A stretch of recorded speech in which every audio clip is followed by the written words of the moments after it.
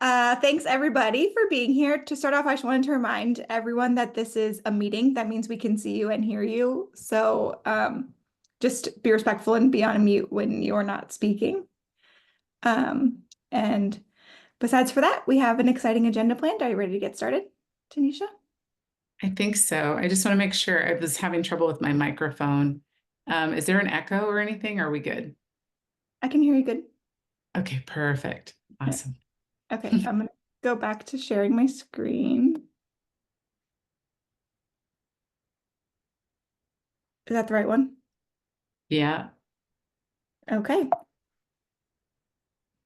So today we are going to go over some things about Tanisha. We're going to meet Tanisha, hear a little bit about her story. We're going to get some highlights from the book. We're going to do a couple of giveaways. We're going to go through how to use the roadmap that you guys got as a bonus for ordering the book. And then we're going to answer some questions. So we have some questions that have been pre-submitted. And then we also have some, we'll take some live. And that'll be about it. The roadmap workbook was delivered to you guys today, so you should have received that into your email. And then I was going to say one other thing, but I don't remember what it was. Oh, everyone on this call is people that have pre-ordered the book. So thank you all for pre-ordering the book. That was what I was going to say. Oh, awesome. Thank you so much, Lindsay. Yeah, I'm excited. Thank you guys all for ordering the book. Whoops. Oh gosh. Okay, I hope this works. I've been having trouble with this. It's my new mic. Been doing a lot of podcasts lately, so I have to have a microphone. So I'm really excited to share with you guys some of the things that are not in the book, some of the things that are in the book, since most of you have not received your book yet, but you will soon. So yeah, just a lot to cover. So I'm excited. So should I just start with a little bit about me for those who don't know me? Yeah, that would be great. Okay, so for those who don't know me, my name is Tanisha Souza. I'm the president and CEO of TARDIS. And, we've been in business for over 20 plus years, A+ rating, but with the Better Business Bureau. And, we've been coaching people for 2 decades. So I did co-author the best-selling book, Creating the Soul of Success, Volume 2 with Jack Canfield. Some of you guys got that book when that came out several years ago. And so I'm super excited about this book. It's been a long time coming, and I'm glad that it's finally out there. But I've been featured on a lot of different news media. You guys might have seen it. Some of you guys have been around for a really long time, over 10 years plus. You'll remember me being on a lot of these shows that you've seen, in addition to Nighttime, which was it was a late night TV show that I was on for about a year here in Honolulu as well. So lots of things to talk about, but yeah, we can go ahead and jump right on in.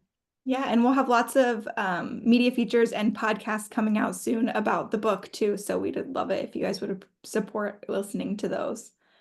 Oh Uh, yeah, absolutely. That's good. So Tanisha, tell us a little bit about your personal journey to this point. We know a little bit about your history of TARDIS, but we want to know your journey, how you got here, and what's not in the book. Oh gosh. Loaded question. Okay, so well, for those of you who don't know, and there are a lot of stories that I couldn't include in the book. I mean, the book's already 360 pages, so I didn't want to make it any longer than it was. Although everybody said it's a really fast read, a great read, so that's a good thing. I use a lot of stories to explain my points, but I was basically an attorney who did not like what I was doing. And if you're an attorney who love what you do, fantastic. No offense to attorneys. I just didn't like it. And I was looking for a way out. And I was a newlywed at the time, didn't really have a lot of time to spend with my husband. I knew we wouldn't have time to have a family. So I was looking for, some sort of way out. And so we got into flipping homes, and then and that was, we had some disasters in that situation in the home flipping. So I said, I'm never going to do this again. And then I read the book Rich Dad Poor Dad. And when I read that book, I realized that I shouldn't be looking for a second job on top of my job as an attorney, where we're flipping homes, spending every weekend, every night during the week for an entire year, trying to get this house ready for sale. and it's basically a one-shot deal. And in order for me to continue making money that way, I would have to keep working that hard. I was already working 60 hours a week. I didn't want to work more than that. And I was basically doing that year that we flipped that first house. Then I read the book, and my best friend actually gave it to me. And after I read it, I was like, you know what? I realized what we're doing wrong. We need to be looking for passive income, not working income, because basically it was a second job. So that changed everything for us. And we started looking for passive income, and we were able to, within 2.5 years of us being married, I think it was less than 2 years actually, become financially free. We had enough passive income from our investments to retire. So I didn't have to work at the firm anymore. It was just a huge load off of me, knowing that I didn't have to work. In my personal opinion, it kind of makes you a better employee. I actually was less stressed out. I was a lot more calm, relaxed, knowing that I didn't have to be there and that I could leave at any time. Before that, I was super stressed out. I had a lot of, digestive issues. I mean, I was like really like I couldn't eat. I was losing a lot of weight and just super stressed. So that everything changed after that, and everything was just a lot easier. And then the opportunity came to start this business. And actually, I'll take a step back because I know Lindsay is probably wanting me to tell this part of the story. During that time when we were before we became financially free and we're doing all this real estate stuff trying to get there, I was trying to pay off my student loans. So the first flip we did paid off my loans. The second one we did was to get into something long-term passive income. During that time, there was a pastor at our church who was basically sending people to us saying, hey, they would come to him with a financial problem, or, hey, I'm having trouble with this, or I don't know how to pay off my debt, or, I don't know how to manage my money. And he would send them to us. And so people would come and we'd say, hey, let's have lunch. Let's have a lunch. And then we're like, we're too busy.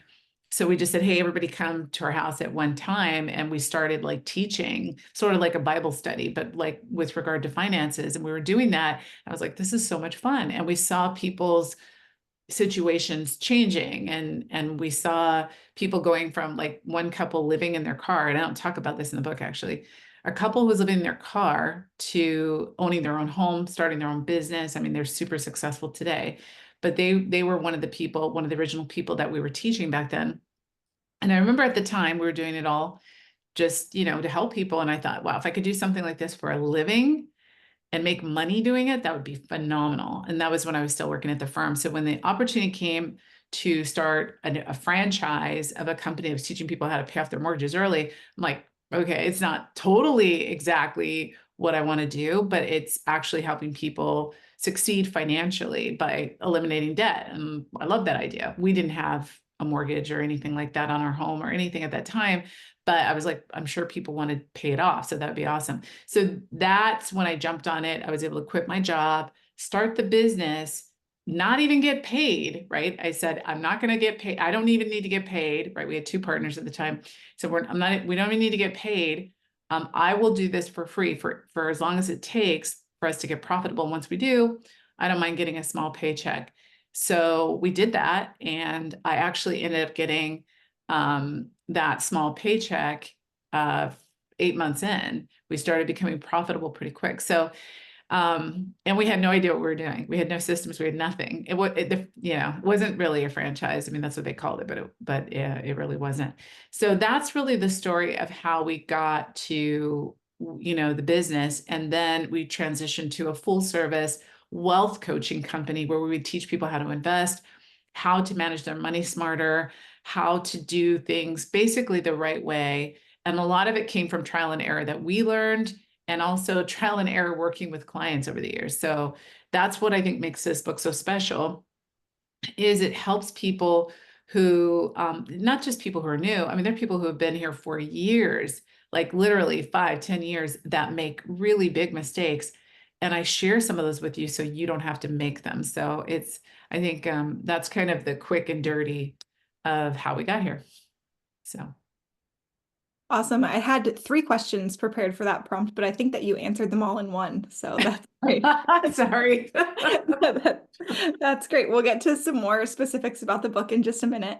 But first, I wanted to share that Creating Your Income Snowball. So today is the official launch date, but 48 hours ago, so 2 days ago, it was released as an ebook a little bit early before the actual launch. And it's already the #1 bestseller in real estate investments on Amazon, the Kindle version, which is very exciting. Yeah, yay. I was so excited to see that today. I was like, what? Are you serious? That's awesome. So thank you to everyone who's sharing and everything. I've gotten a lot of really great feedback about it so far. So very excited. Yeah. Awesome. So now we're going to dive into some specifics about the book. So Tanisha, besides for your personal story and how you got here, can you give us a quick summary of what else people can expect to be included in the book? So I think the main core. I mean, I'll kind of give you the quick overview of the different parts of the book. It's funny because I know a lot of clients, and I know we have a combination here on this launch party. We have some people who are clients and some people who are not. And so I want you guys to realize it's funny because the name Income Snowball is in the book. I think a lot of people assumed that the book was all about the income snowball. So a lot of clients thought, well, I don't need the book. I understand the income snowball. That's one chapter in the entire book. And this is a 360-page book. So I want to encourage you. There's so much good stuff in there for you to learn. Definitely, and I have sections in there where you can take notes and write different things. But the actual roadmap is even better. It's even a lot better than what's in the book. So the people that buy the physical copy are the ones that get the most benefit. It's more than the Kindle, obviously, because you can't write those things in the areas that I have after each chapter. But the roadmap takes you even deeper, and we're going to talk about that in a little bit. But basically, we start off with one of the things that I'm doing in the book is exploring some of the complex psychology behind investing. Why do people who have all of the same tools, they understand the income snowball, they have the tools, they have the different products that you need to make it work, they have the lines of credit or the life insurance policies or whatever it is that they need. Why is it that some of them succeed astronomically and some of them fail miserably? Why is that? Even with coaches, like how can that happen? Well, there's quite a few reasons, and I go through that in the book. And so if you follow what I'm sharing with you, starting with the mindset and coming and then really evaluating why you're doing this in the first place, like why do you want that extra income in the first place? Why do you want to be financially free? My reason, obviously, was I wanted to have a family, and I knew as an attorney working the number of hours I was working, I wasn't going to be able to do that. There were a lot of women that worked at my firm who were older than me, who were like, I don't have time to date. I don't have time to do pretty much anything. There's no way. I mean, and a lot of them still aren't married to this day, and they want to be. So it's kind of like you have to look at what is your broader purpose, what do you want to achieve. And then we have some clients who are actually super successful right now, and their why has changed. You have to reevaluate that. So looking at some of those factors makes a big difference. People miss out on great opportunities because of different mindsets, and I address them specifically and talk about what those are. And again, most of these are actual clients. I do talk about some that are not clients, but most are actual clients. I also talk about the type of investor you are in a couple of different ways. You might remember the old quiz that I had that you could take that would actually explain to you what your type was, so that you could have a better understanding of why you make the decisions you make. This is really critical because in a lot of couples, they're opposite. Chris and I are opposite in how we see money, how we invest, and all of that. So, and I think that happens a lot. I don't think you have a lot of couples that are exactly the same or think exactly the same way in finances.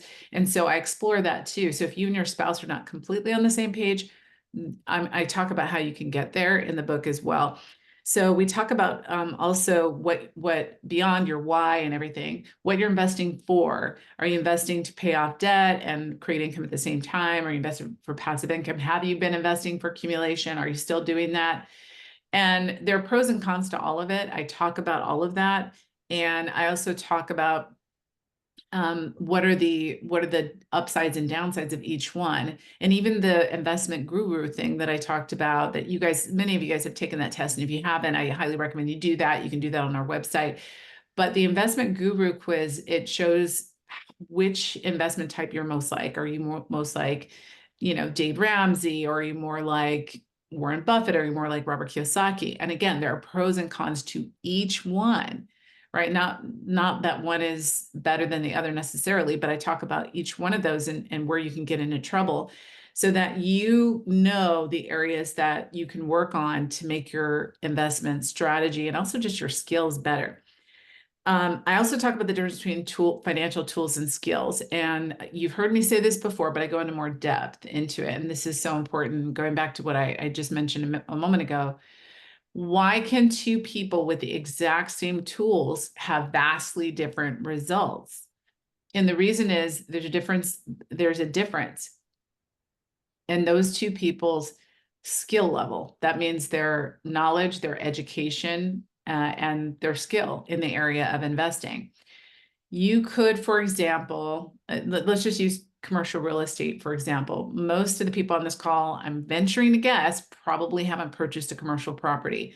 I've purchased several. So if you are given the tools, if we give you all the tools to do it, and you go out and do it or try to do it, maybe watching some YouTube videos or reading a couple books or whatever, and you think, okay, I got it, and you go out there and try to buy your first commercial property, we will have different results.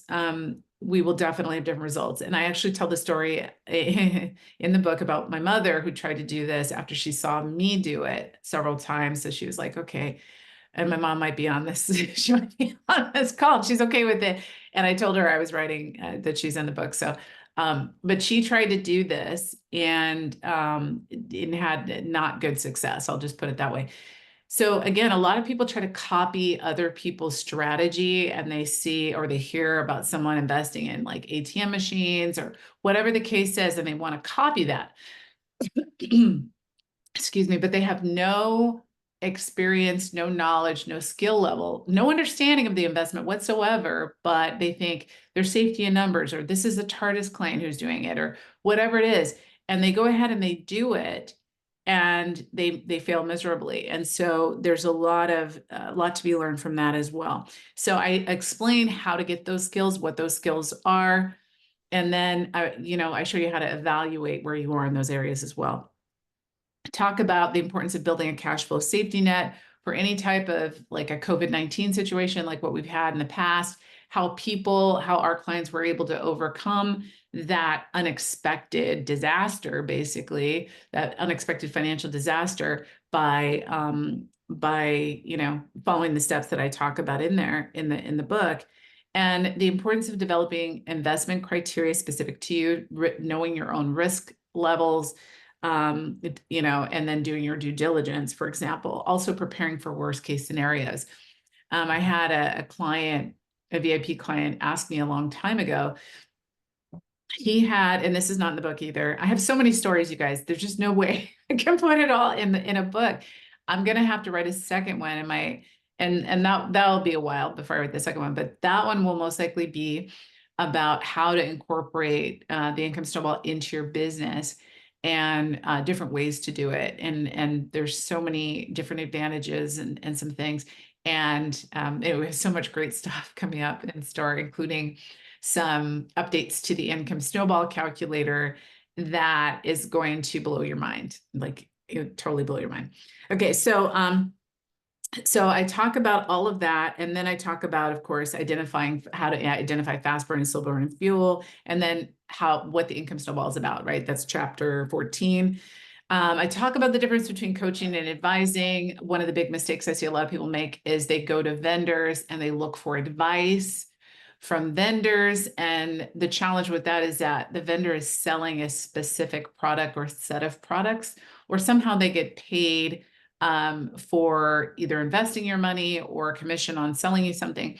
And so that investment advice is going to be skewed towards however they make money from your investment opportunity or whatever you're doing, or skewed against it if they're not necessarily making money off of that. And I talk about that in there. And that's just kind of the way it is. It's just inherent. Does it mean you shouldn't have advisors? Of course not. And I talk about how to build your power team in the book too, and how to build a powerful network.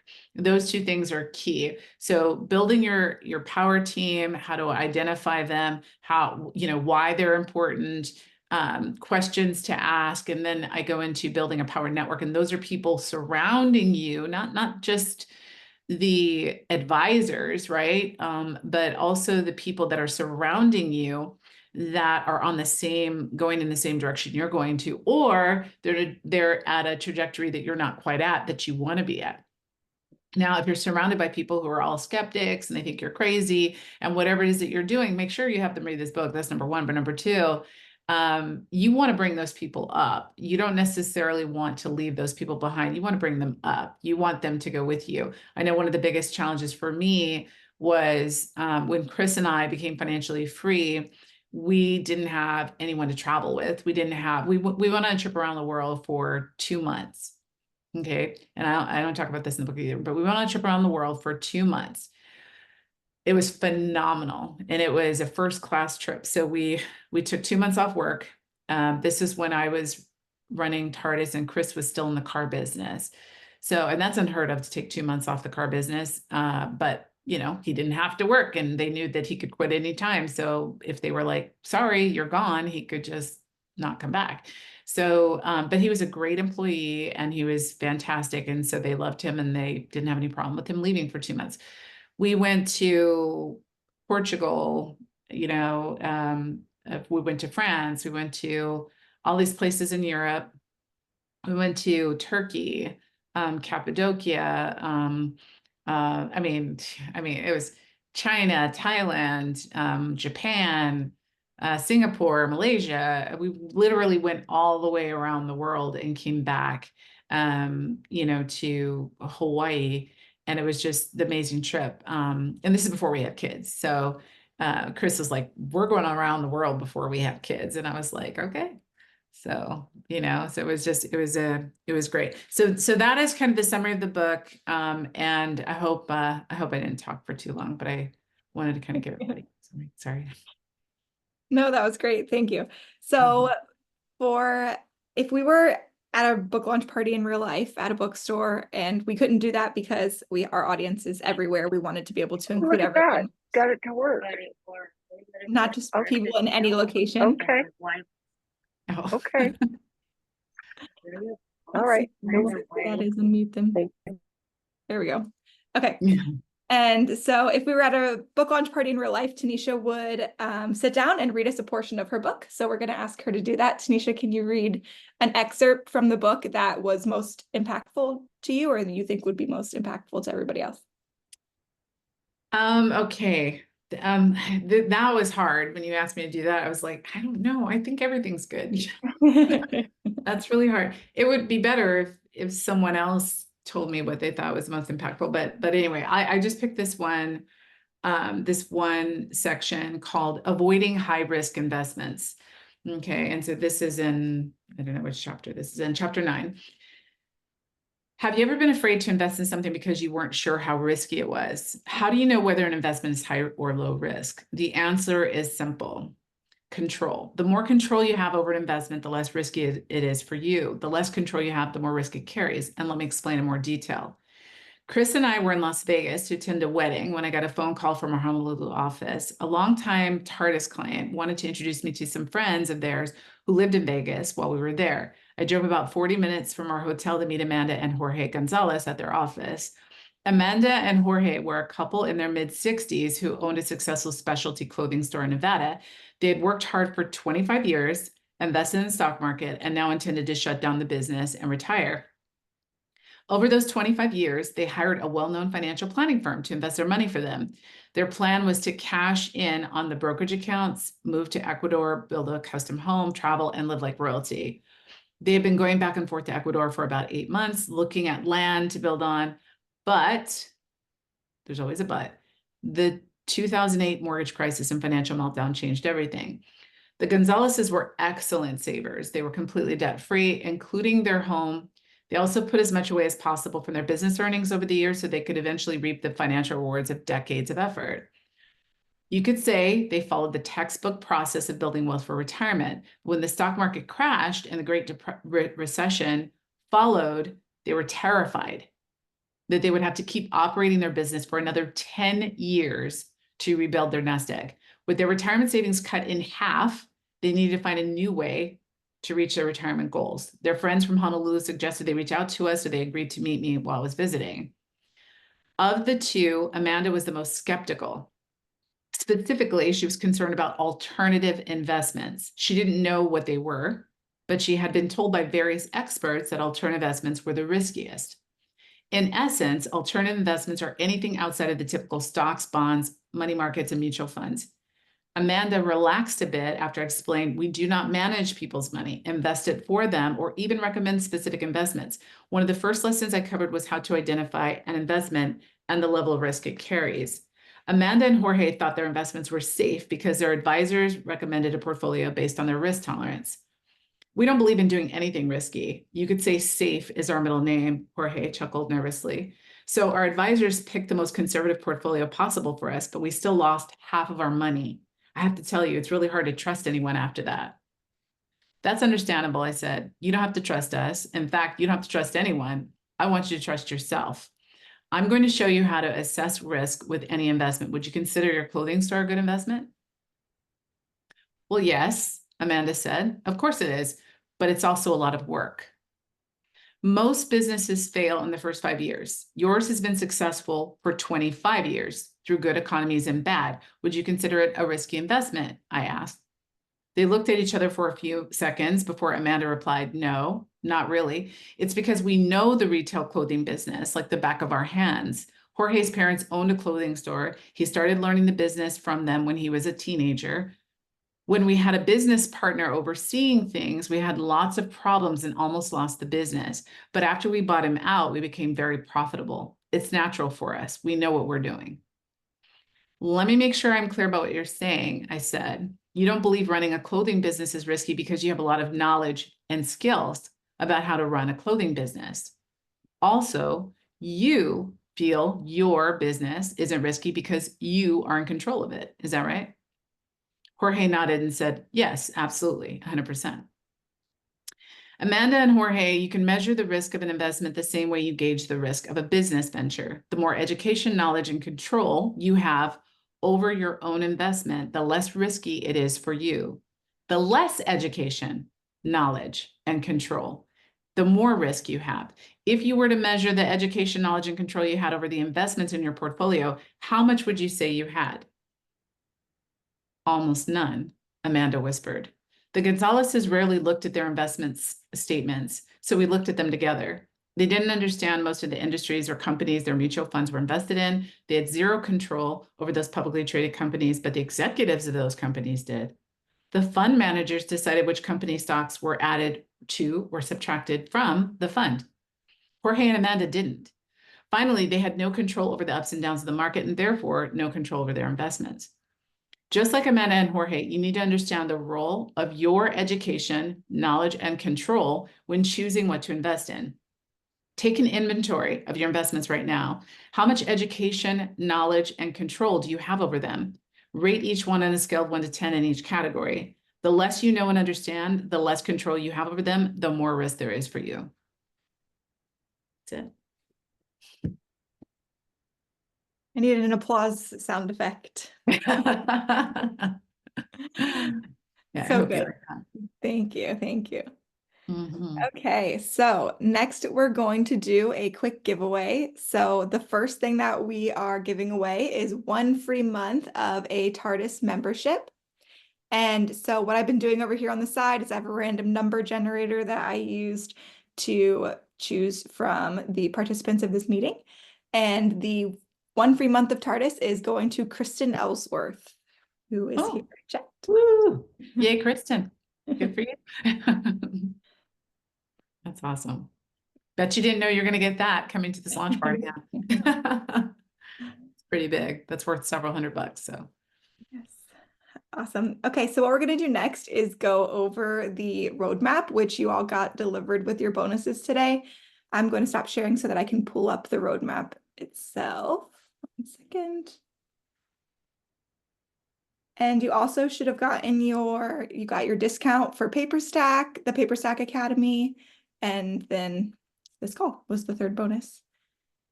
Nice. So where is it?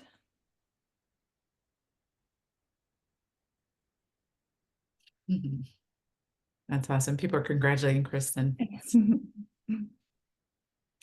Okay, can you see the roadmap? Is that the right screen I'm sharing? Yes, yep, page 1. All right. Okay, so let's kind of I'm going to walk you guys through this. This I feel it's going to help you guys so much, whether you're a client or not. It's going to help you so much as you read this book to kind of walk you through the different aspects of what you should be doing to make sure that you're the best investor possible. Our job here at TARDIS is to help you become the best investor you possibly can be.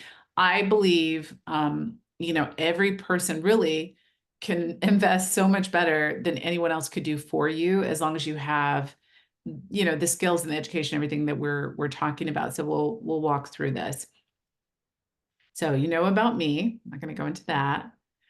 So the roadmap really is meant to help you put the knowledge into practice. So we'll walk through the different pages of contents in this. So remember how I talked about the money mindset? So we'll go into that, and I'll kind of share with you the different parts of the roadmap from workbook pages 7 through 12.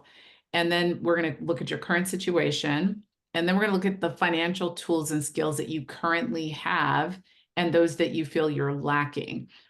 I think most people don't even realize they need to have skills. They think all they need is the tools. This is the biggest mistake. I actually, at the last VIP summit, I think it was the last one, maybe it was the one before that, I'm not sure. So we do a summit with our VIPs once a year. We used to do it more, but a lot of people weren't attending. So now we have a larger attendance at one event. And either this year or last year, I did a summit, and at the talk, I said to everyone, the income snowball will not make you rich. And everyone was like they were looking at me like, what? Like, I thought it did. I thought it was. I thought that's why. I'm like, no, the income snowball is a tool, and so are all the investments you use to make that work. It's the other parts of it that are going to make you rich.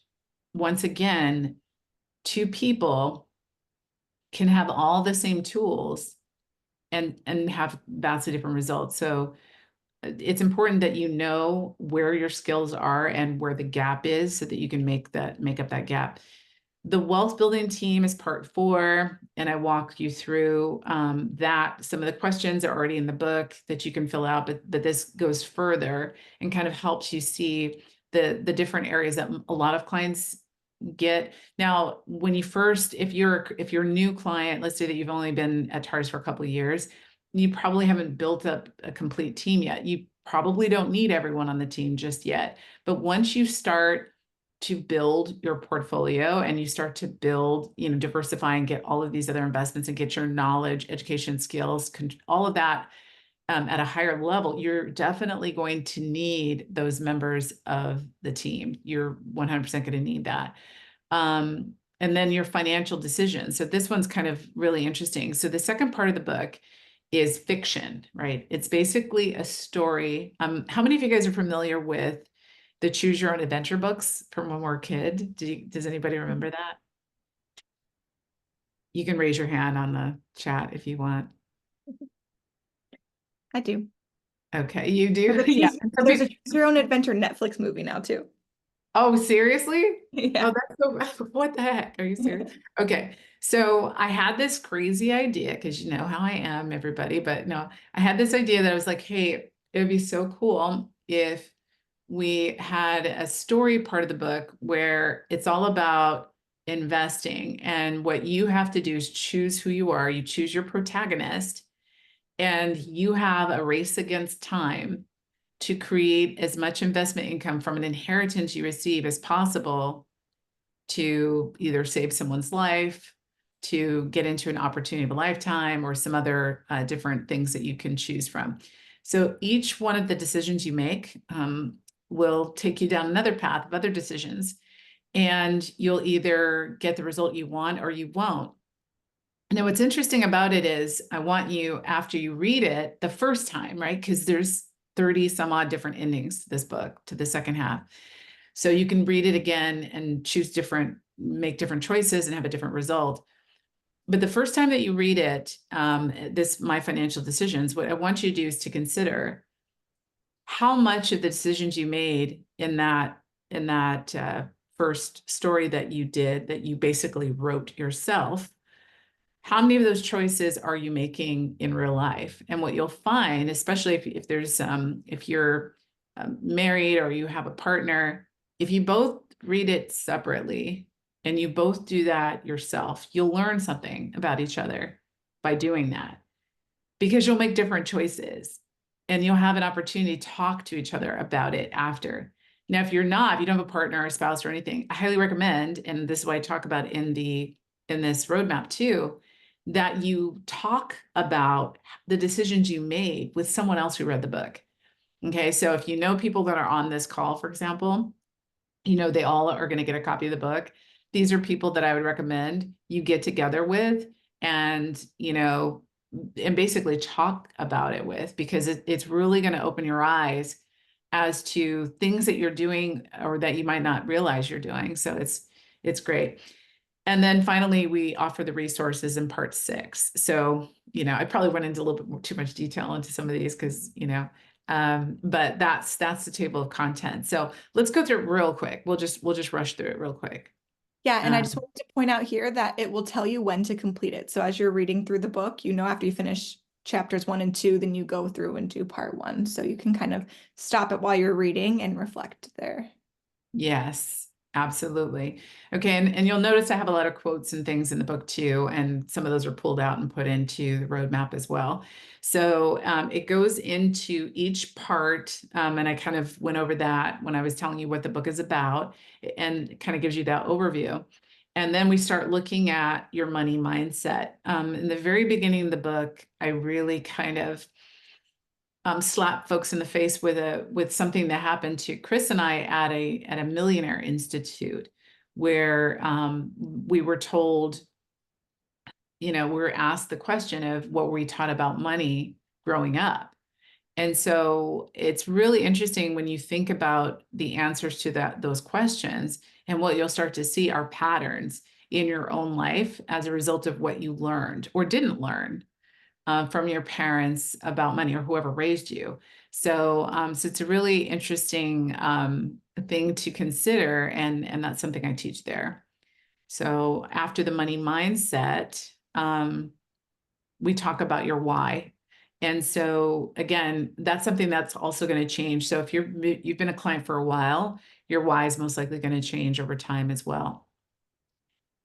And it's Strength. all fillable, by the way. You can type in your responses and save them on your computer. Oh yeah, good point. Okay. And then strengths and weaknesses. So when you look at your the investment guru that you're most like, right? There are pros and cons to everyone. One thing that you have to realize is what your strengths are and what your weaknesses are. And this is actually going to help you when you work with your partner or your spouse on this, because you'll see that you both have different strengths and weaknesses. And what you can do is actually have your partner work on the different areas of your finances that actually appeal to their strengths more, and you can work on the ones that appeal to your strengths more. So it really helps to understand that from a different perspective. And I would make a copy if there's 2 of you. The investments, you want to evaluate the investments you currently have, whether you have a lot or whether you have a little, whether you're just getting started, whether you haven't started. We want to look at what you've been doing, and then what things you want to do, and listing out the types of investments you have. And then when we go into the passive income, what you're going to want to do is try to see what is the gap between what you currently have and where you need to go.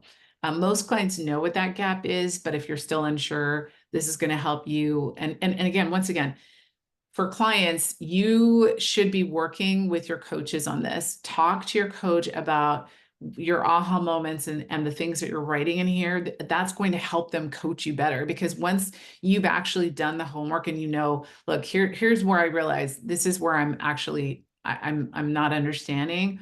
Here's the skills I'm lacking. Here's what I need to be doing differently than what I'm doing right now. They're going to be able to help you identify that a lot easier, and they'll be able to hone in on those skills and help you develop those faster. Um, and then we talk about some of the financial tools, right? Bank products, the types of investments you need, and you can list all everything that you've got. And then we'll go into some of the financial skills, like what you see here. And then the last two things are, like I said, building your wealth building team. You're going to mark off the ones that you have and some additional ones that you may have. And if you again, you don't have to have them all right now. You'll have them eventually. Don't rush to try to, get real estate partner. If real estate is not something you should be buying right now, if it's something you're not interested in, right? It may be something else. So that's why those blanks are there.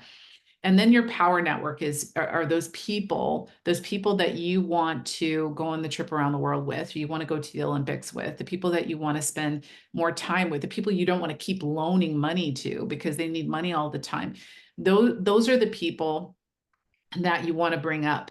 And there's people that you see that are in a position that you want to be in. You want those people in your power network as well. So, and then we talk about the financial decisions that you made in the story part of the book. That's really going to help you identify those different areas that your decision making, right? It's going to help you understand your decision making process, why you're not following your investment criteria, why you didn't have a plan B before, just different things. So it's really going to help you with everything that you're doing. All right, so that's a quick overview. There's some testimonials. There's also, of course, your resources at the back, so you'll have access to all of it. All right, any questions?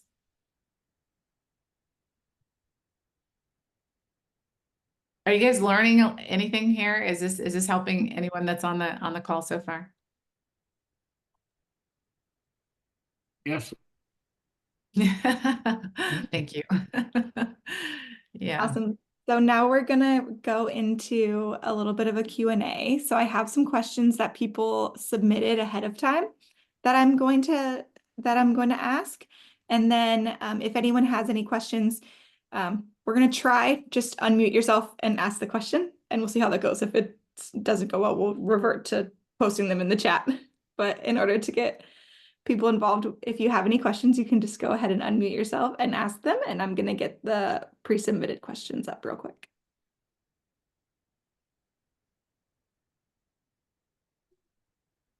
All right, Tanisha, one of the pre-submitted questions is it too late for me at 58 years old to make any meaningful progress before retirement? Oh my goodness. No. No. Remember, you might not know this, but we have clients that have reached financial freedom in like 2 or 3 years. Chris and I did it in 2. It doesn't have to take you a really long time to do it. You just have to be focused. You also might need some assistance looking at what you currently have, because you could be looking at what you have and go, I don't really have a whole lot. But when you have a second set of eyes, a third set of eyes looking at it and going, wait, there's a lot of opportunity here. Here's what you can do. If you rearrange this, here's some different opportunities. Are you interested in mortgage notes or this, or that? And those things can actually accelerate whatever you're trying to do very quickly. So, it better late than never. I'd rather, even if I was 65, I'd rather start doing this now than hope that I can accumulate, $2.5 million in the next few years, right? I mean, it's much harder to do that if you're older, is to accumulate large amounts of money, like millions of dollars in a couple of years, than it is to actually just create enough passive income to live on. Much easier.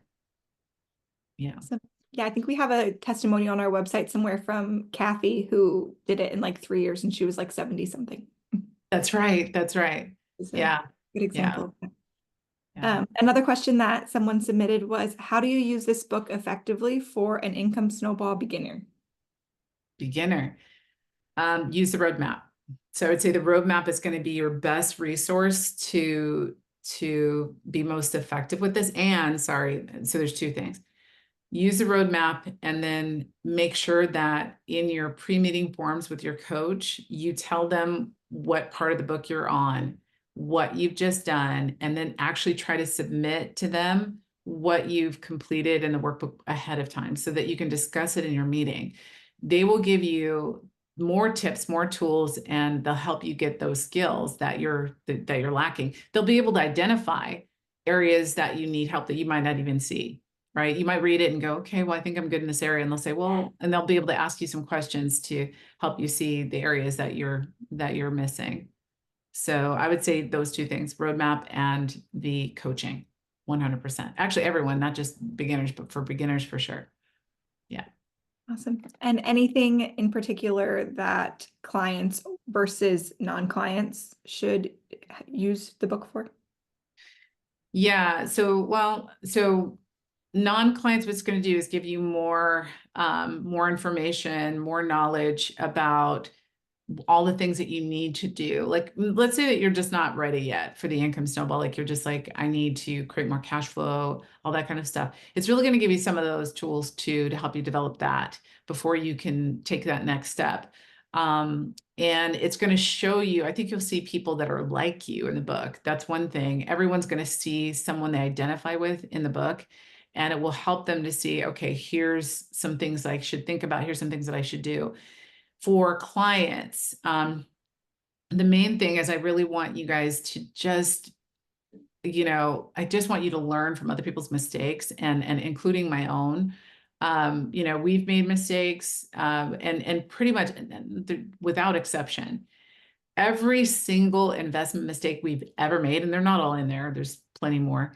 But every single investment mistake we've ever made was a result of not doing the things in that book, not having written investment criteria, not doing our due diligence, not having a effective exit strategy or contingency plan for what to do if the investment doesn't perform as expected.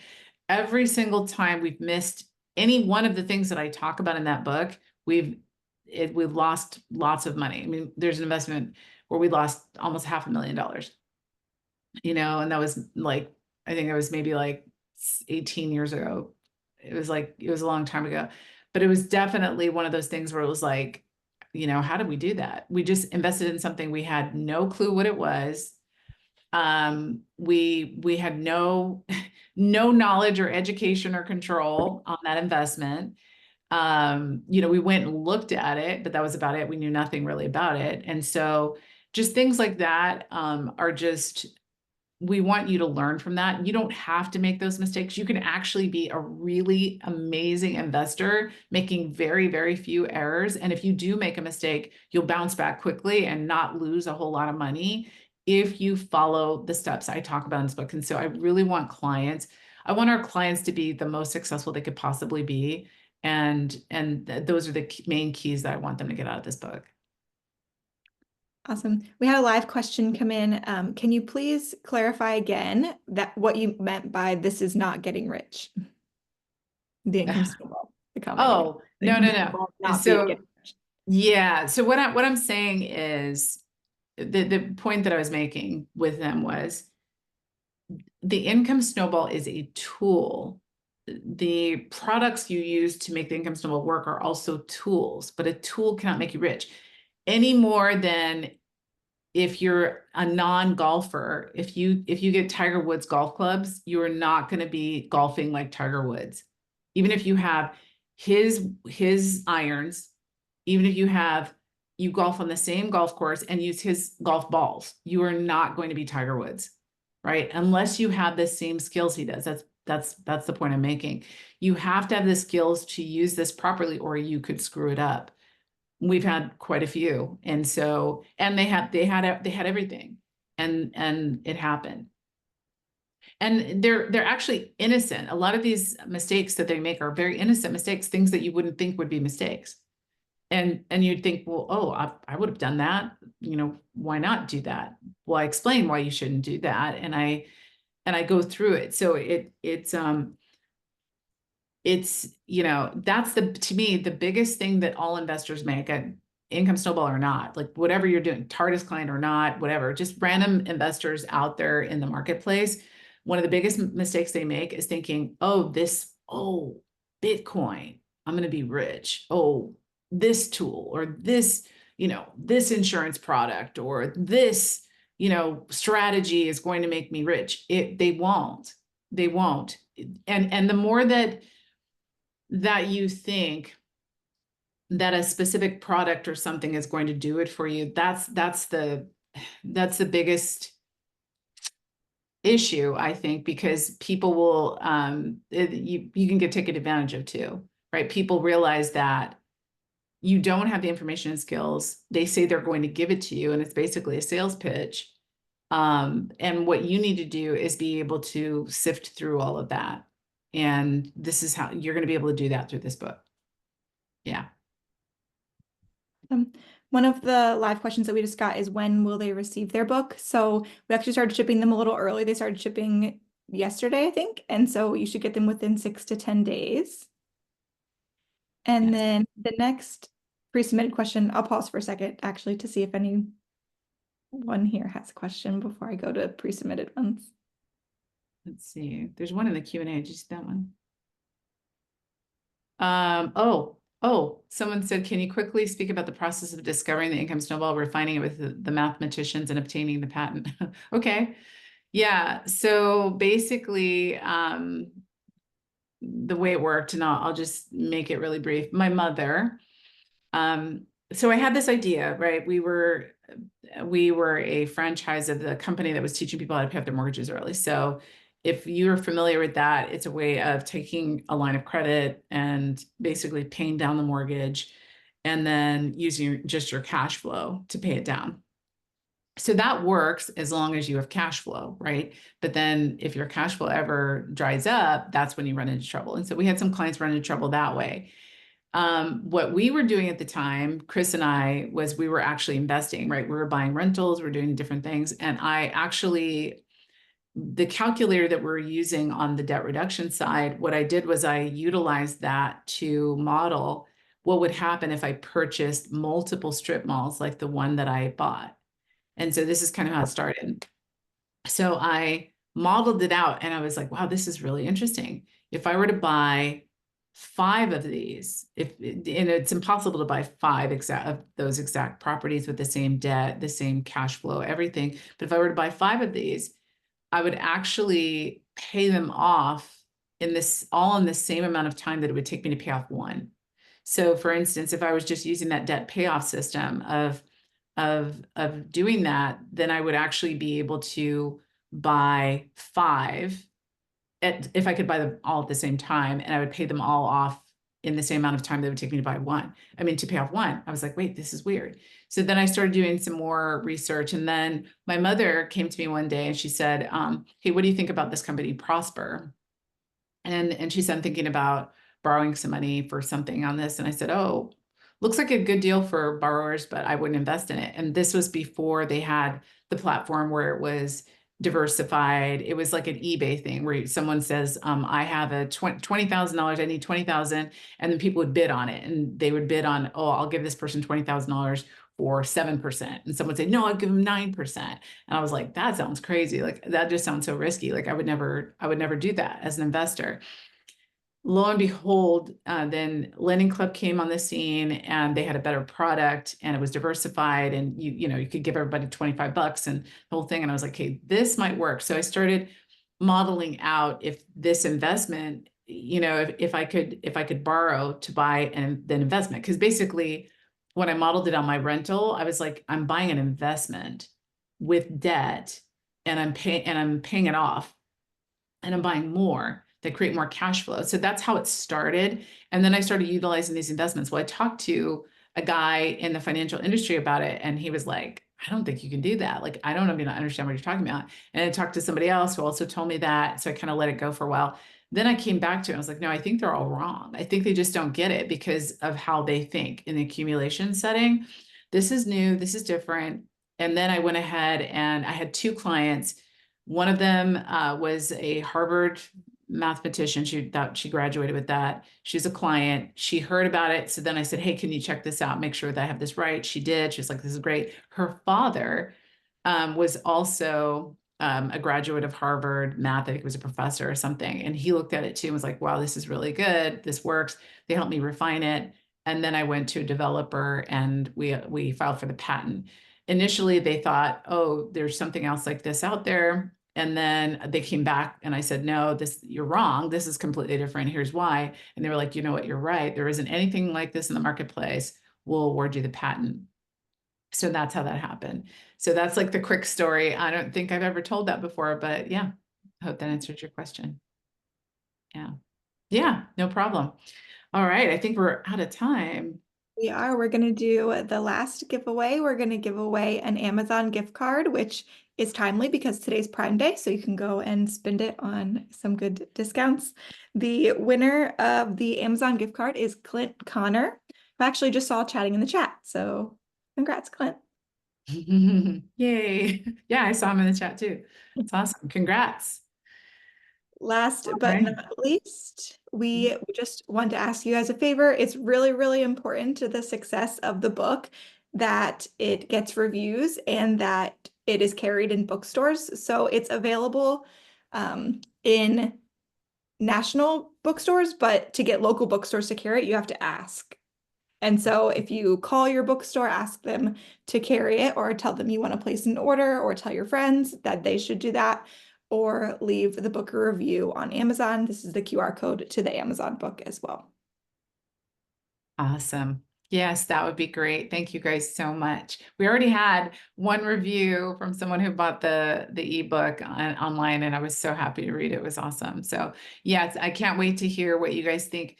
Just as you read through the book, take some notes, and then when you do write your review, please just tell me in your own words something that stuck out to you that you really liked about it. Don't use AI to write a review, please. I'll know that it's AI. I want to know that you actually read my book. Okay, and you're using the material. All right. So thank you guys so much. I really appreciate it. And good luck. And I look forward to hearing all of your success. All right, take care. Thanks. Thank you. Bye.